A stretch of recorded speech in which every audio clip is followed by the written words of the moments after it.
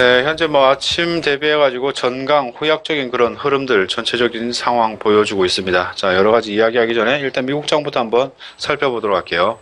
자, 뉴욕 증시에서 주요 지수가 기술주 하락이 금융주 상승에 따른 긍정적인 영향을 상쇄를 하면서 혼조세를 나타냈습니다.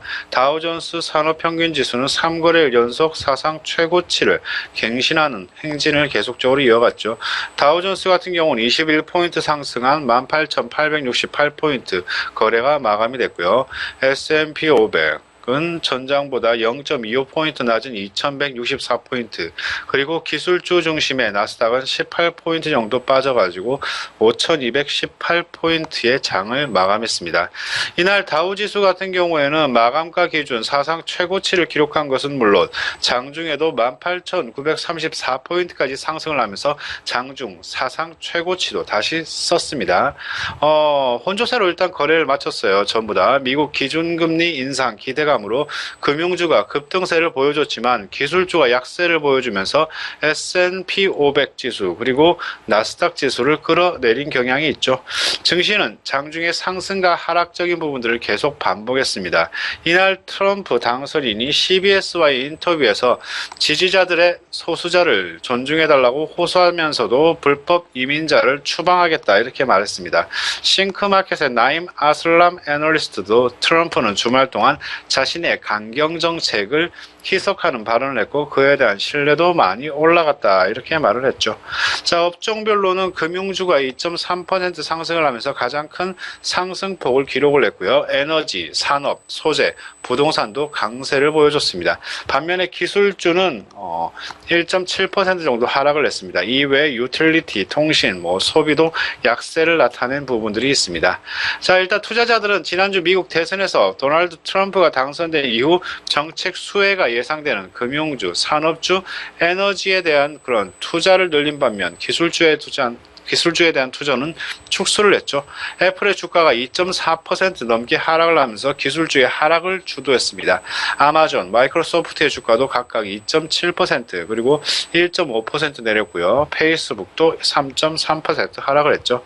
자동차 전장 전문 기업인 하만, 오늘 하루 종일 이야기가 나오고 있습니다만 하만의 주가는 삼성전자가 80억 달러에 인수한다는 소식에 25% 가까이 급등을 했죠. 이는 한국 기업의 해외 기업 인수 합병 사상 최대 규모로 알려져 있습니다. 소프트웨어 업체 멘토 그래픽스의 주가도 지멘스가 45억 달러에 인수하기로 했다는 소식에 18% 정도 급등을 했네요. 자, 아무튼 간에 이날 트럼프 당선에 따른 경제 및 시장 영향 그리고 연방준비제도 위원 연설 등에 주목한 경향이 있습니다. 아까도 잠시 얘기했지만 트럼프 대통령 당선자의 금융규제 완화에 대한 기대감이 지속이 되고 있는 데다가 미국 기준금리 인상에 대한 기대 때문에 금융주가 연일 강세를 이어가고 있죠. 댈러스 연방준비은행 총재도 이날 텍사스주 위치토펄스에 열린 경제 컨퍼런스 연설에서 연준이 어떻게 저금리 환경에서 벗어날지를 알아야 된다 하면서 인내심 있고 신중한 기준금리 인상이 필요할 것이다 라고 밝혔습니다. 시장에서는 오늘 12월 미국의 기준금리가 인상될 것으로 일단 전망을 하고 있죠. 반면에 기술주들은 트럼프가 IT 관련 정책을 언급하지 않은 가운데 트럼프의 보호무역주의 그리고 이민 정책이 중국 등 해외 시장에서의 매출 그리고 인재 확보에 악영향을 미칠 것이라는 우려 때문에 연일 부진한 모습을 보이고 있습니다. 일단은 시장 참가자들이 연준이 오는 12월 기준금리를 인상할 것으로 현재 보고 있죠.